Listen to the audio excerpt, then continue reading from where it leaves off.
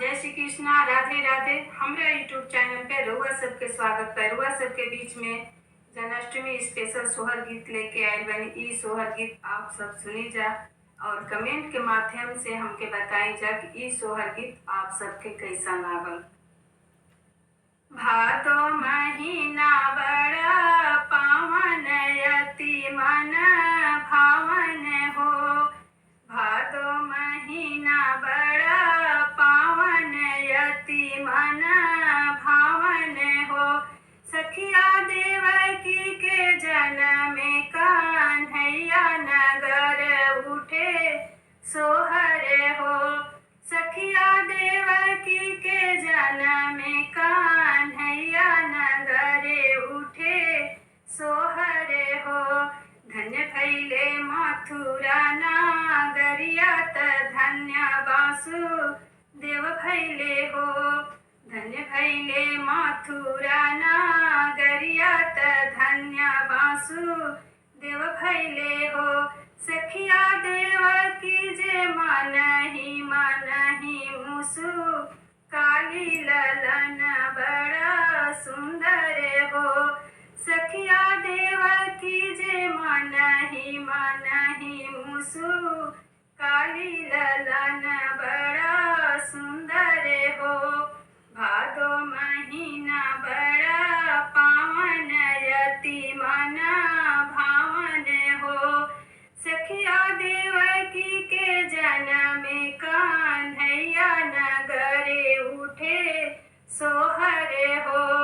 सखिया देवकी के जन्म कान्हैया नगरे उठे सोहर हो।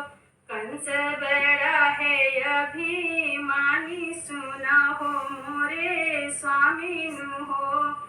कंस बड़ा है अभिमानी सुना हो मोरे स्वामी नु हो। स्वामी ले जाओ मोरे कान्हैया गोकुल पहुँ चाव गोकुल पहुँ चावनु हो।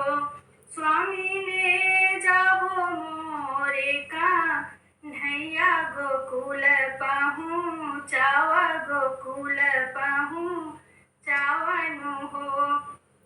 भादो महीना बड़ा पावन अति मन भावन हो।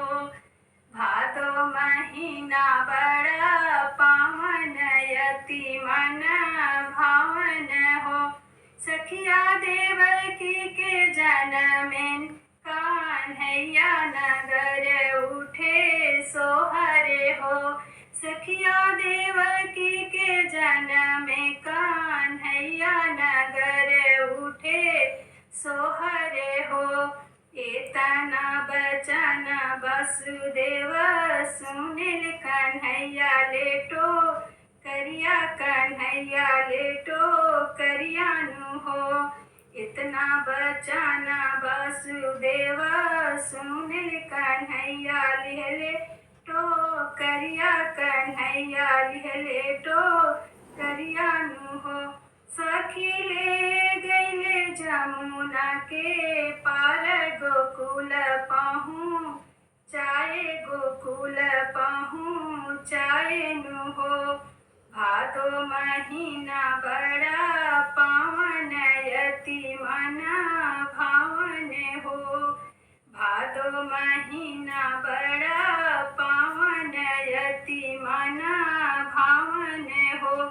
सखिया देवकी के जन्म कान्हैया नगरे उठे सोहर हो। सखिया देवकी के जन्म कान्हैया नगर उठे सोहर हो। खुश होई गईले दुई परानी त नंद औरु नंद रानी नु हो।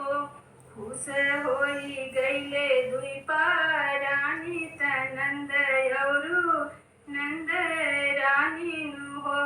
सखिया देवता जे फूल बरे सारे महल उठे सोहर हो।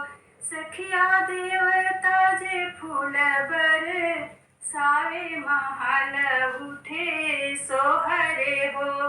भादो महीना बड़ा पावन यति मन भावन हो।